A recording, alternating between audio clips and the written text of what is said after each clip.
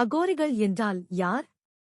அவர்கள் பாதி எரிந்த சடலத்தை சாப்பிடுவதற்கு பின்னால் உள்ள அர்த்தம் என்ன தெரியுமா? உத்தரப்பிரதேசத்தில் உள்ள புனித நகரமான பிரயாக்ராஜ் ஜனவரி 14 கும்பமேளா விழா பிரம்மாண்டமாக தொடங்க உள்ளது. நாடு முழுவதிலுமிருந்து துறவிகள் மற்றும் பாபாக்கள் ஆன்மீக சங்கமத்திற்காக பிரயாக்ராஜில் கூட தொடங்கியுள்ளனர். பல்வேறு அகாராக்களைச் சேர்ந்த துறவிகளைத் தவிர மகாமண்டலேஸ்வர்கள் மற்றும் அகோரி சாதுக்களும் கும்பமேளாவில் பங்கேற்பார்கள். பொது புத்தியில் பலரும் அகோரி சாதுக்களை தாந்திரிகர்கள் என்று தவறாக கருதுகிறார்கள், மேலும் அவர்களை அணுகுவதற்கு பெரும்பாலும் பயப்படுகிறார்கள். ஆனால் உண்மையில் அகோரிகளின் முகமே வேறு.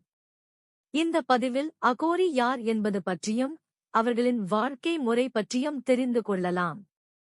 அகோரிகள் என்றால் யார்? அகோரிகள் சிவபெருமானின் தீவிர பக்தர்களாக கருதப்படுகிறார்கள், மேலும் அவர்கள் முதன்மையாக கபாலிகர் மரபை பின்பற்றுகிறார்கள். அதனால்தான் அவர்கள் பெரும்பாலும் கபாலம் என்று அழைக்கப்படும் மண்டை ஓட்டுடன் காணப்படுகிறார்கள். அகோரி என்ற சொல் அகோர் என்ற சமஸ்கிருத வார்த்தையிலிருந்து உருவானது, அதாவது அச்சமற்றவர் என்று அர்த்தம். சிவனைத் தவிர அகோரிகள் சக்தியின் உக்கிர வடிவமான காளியை வழிபடுவதாகவும் அறியப்படுகிறது.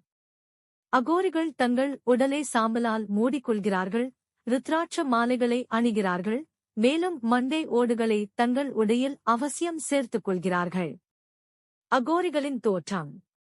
அகோரிகளின் தோற்றம் மறைக்கப்பட்டுள்ளது, ஏனெனில் அவர்கள் ஒரு இரகசியமான மற்றும் புரிந்து கொள்ள முடியாத குழுவாக இருந்தனர்.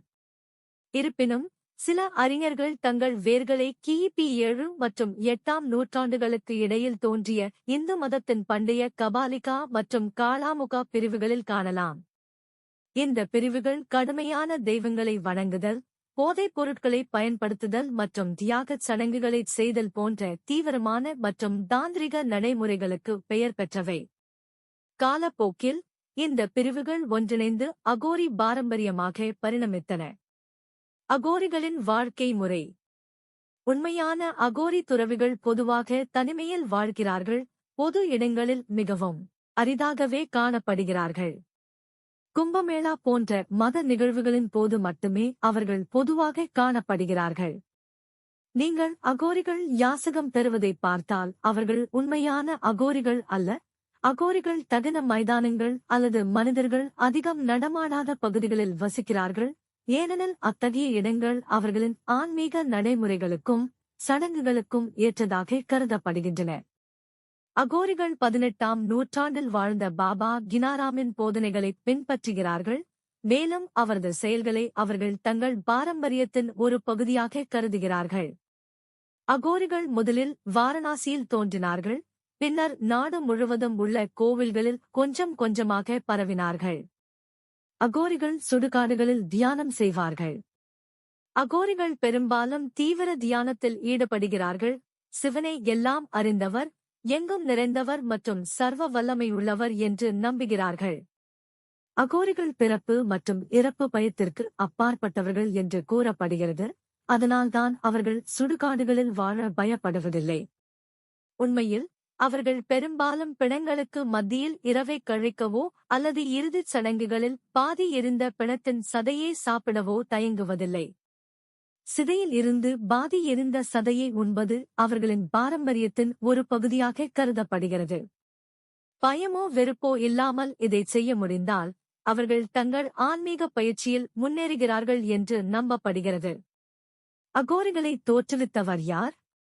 நவீன கால அகோரிகள் தங்கள் தோற்றத்தை 150 ஆண்டுகள் வாழ்ந்து 18ஆம் நூற்றாண்டின் பிற்பகுதியில் காலமானதாக நம்பப்படும் துறவியான பாபா கீனராமிடம் காண்கிறார்கள்.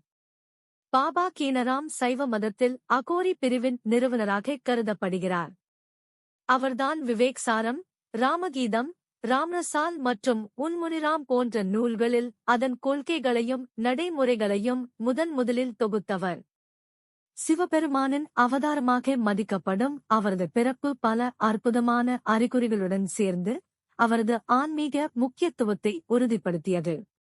பாபா கீனராம் 1658 உத்தரப்பிரதேசத்தில் உள்ள ராம்கர் கிராமத்தில் ஒரு க்ஷத்திரிய குடும்பத்தில் பிறந்தார். அவர் சிவ வழிபாட்டிற்கு உகந்ததாக கருதப்படும் பத்ரபாத மாதத்தின் சதுர்தசி நாளில் பிறந்தார். அவர் பிறக்கும் போதே பற்களுடன் இருந்ததாக கருதப்படுகிறது. இது ஒரு அரிய நிகழ்வு மற்றும் ஆன்மீக சக்தியின் அடையாளம். அகோரிகளின் மர்ம வாழ்க்கை. அகோரிகளின் வாழ்க்கை மிகவும் மர்மமானது.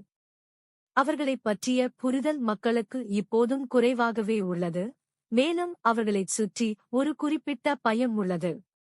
இருப்பினும் இந்த பயத்தை அவர்களை புரிந்துகொள்வதன் மூலம் மட்டுமே அகற்ற முடியும். அவர்களின் வாழ்க்கை தத்துவம் எளிமையானது. நீங்கள் உங்கள் வேலையில் கவனம் செலுத்துங்கள், மேலும் எங்கள் விடுதலைக்கான பாதையை பின்பற்ற எங்களை அனுமதிக்கவும் என்பதுதான்.